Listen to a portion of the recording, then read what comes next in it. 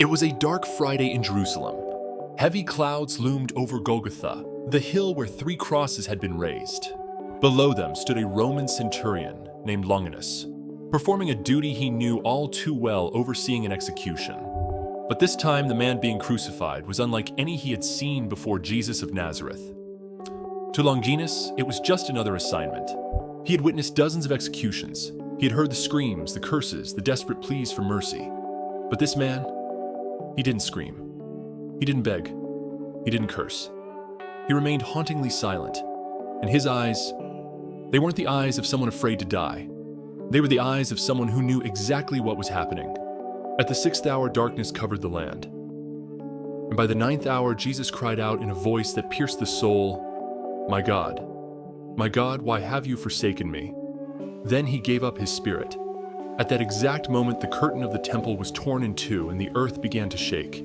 From the foot of the cross, Longinus, the very man in charge of the execution, stood stunned and whispered, "Truly, this man was the Son of God." Longinus, a man once shaped by discipline, blood, and iron, was shaken to his very core. What he had witnessed wasn't just death. It was the greatest act of love in all of history, and from executioner to eyewitness. Longinus couldn't sleep for nights afterward. The final words of Jesus, that look in his eyes, the forgiveness he offered to those who nailed him to the cross, it all burned like an unquenchable fire within him. He began to question everything he had once believed: the power of Rome, blind obedience, and the true meaning of justice. Rumors spread across Jerusalem. The tomb was empty. Some claimed to have seen the risen Lord. The crowds were confused, but Longinus wasn't. He knew Jesus was no longer in the grave. He had seen how he died, and knew with certainty that death couldn't be the end. From that day on, Longinus laid down his sword. He left the army. He resigned as a centurion to walk the path of faith. From an executioner, he became a bearer of the good news, a new life. Longinus wandered through the regions of Cappadocia and Caesarea without a sword, without an army. He carried only one message to proclaim: "I saw him die, and I believe, because in his death I found life." He didn't preach with lofty theories. He was the living testimony, the very man who had thrust a spear into the side of Christ, now weeping as he recalled what he had done. But Rome does not forgive traitors.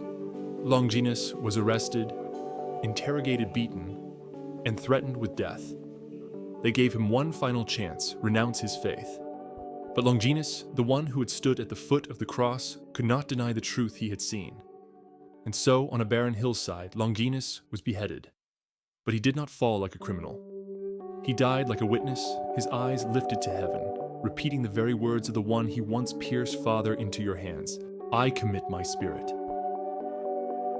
Silence covered Golgotha like a massive burial shroud. The body of Jesus hung motionless, his blood still dripping, each drop whispering something sacred and unspeakable. The soldiers began to withdraw, confused and shaken. On their faces, men hardened by countless deaths, there was now a fear that could not be put into words. It was the day of preparation for Passover. According to Jewish law, no bodies could remain on the cross during the Sabbath. So the religious leaders came and asked Pilate to have the prisoner's legs broken to hasten death. The order was passed down to centurion Longinus, who had silently watched from beginning to end, his eyes now haunted. The 2 criminals crucified beside Jesus screamed as their legs were shattered by heavy iron rods. But when they came to Jesus, Longinus stopped. He knew Jesus was already dead. Yet Roman law required death to be confirmed. And so, like so many times before, he picked up his spear and drove it through the side of Christ. And then, blood and water flowed out. John, the disciple standing nearby, would later write, "The one who saw it has borne witness, and his testimony is true." That blood and water splashed down, staining the very spear. And according to tradition, the eyes of Longinus, which had been blind or clouded by illness, were healed the moment the blood touched them. He looked up trembling. And in that moment at the foot of the cross, Longinus understood. He was no longer a Roman officer. He was a witness. He was the one who pierced the body of the Son of God. And he believed. No one knows exactly what happened in the moments that followed. But ancient writings, church traditions, and stories passed down through generations all tell the same truth. Longinus was never the same. He couldn't return to the barracks as if nothing had happened. He couldn't continue holding the spear as a symbol of empire and power. He spent many sleepless nights. The images of Golgotha haunted him. Jesus, silent on the cross, had ignited in him a fire that would not go out. A whisper echoed in his soul. Death is not the end. Rumors swept through the city that the tomb was empty, that Jesus had risen, that he had appeared to his disciples. To many, it was just hearsay. But to Longinus, the man who had seen him die, he knew it was true. The final words of Jesus now thundered in his mind. Father, forgive them. It is finished. Father, into your hands I commit my spirit. Who could forgive the ones who nailed him to a cross unless he was truly the Son of God? And so Longinus gave up everything. He removed his armor, laid down his sword, left the army, and began a journey of faith. No longer an executioner, he became a messenger of life. He joined the disciples. The man who once carried out death sentences now sat beside those who had walked with Jesus to learn, to understand, to serve. From a Roman soldier, he became a preacher of the gospel. News about him spread throughout the early Christian community. He was the one who stood at the foot of the cross, they whispered. He's the one who pierced the side of the Lord, and believed. His testimony didn't come from books or doctrines. He had been there, he knew, and he told it with living truth. Longinus traveled to Cappadocia and Caesarea, in modern-day Turkey, preaching the gospel not with eloquence but with conviction. He declared, I saw him die, and in that death I found life. The very hands, once used to kill, now lifted high to proclaim salvation. But Rome does not tolerate those who turn their backs on the empire. The persecution began. Longinus was arrested, interrogated, and beaten. They told him, renounce Jesus, and you will live. But Longinus responded with silence and an unwavering gaze, and so he was sentenced to death. The man who once carried out executions was now to become a martyr. From the moment the spear pierced the side of Jesus, Longinus was no longer the same. In the nights that followed, he could not sleep. The image of Jesus' blood-stained yet forgiving face haunted him like an unquenchable flame. He was no longer the emotionless centurion, no longer a man mindlessly obeying orders. He was a man awakening. Rumors began to spread through Jerusalem. They said the tomb was empty. Some claimed they had seen him alive. Longinus didn't laugh like the other soldiers. He said nothing. But in his heart, he knew. He had seen him die. But more than that, he knew that death was not the end. He resigned. He took off the iron armor.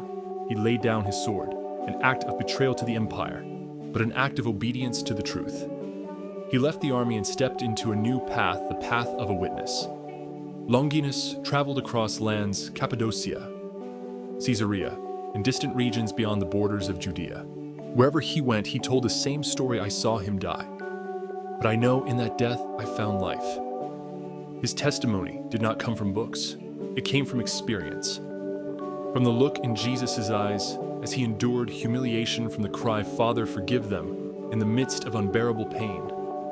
Wherever he went, the crowds fell silent when he spoke. They weren't just listening to a preacher.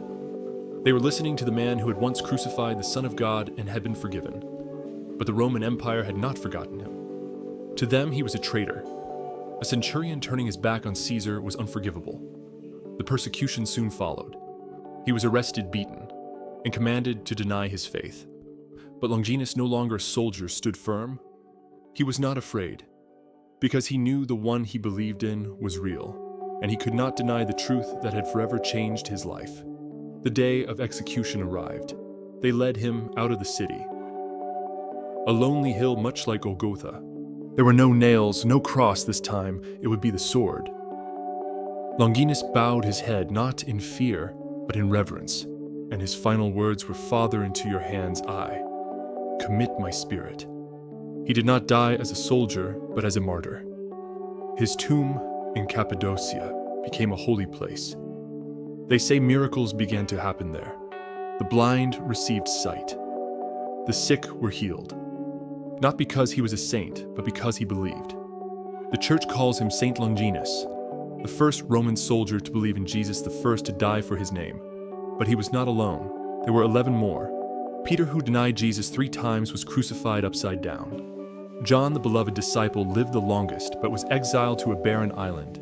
James was beheaded in Jerusalem. Andrew was hung on an X-shaped cross, preaching until his final breath.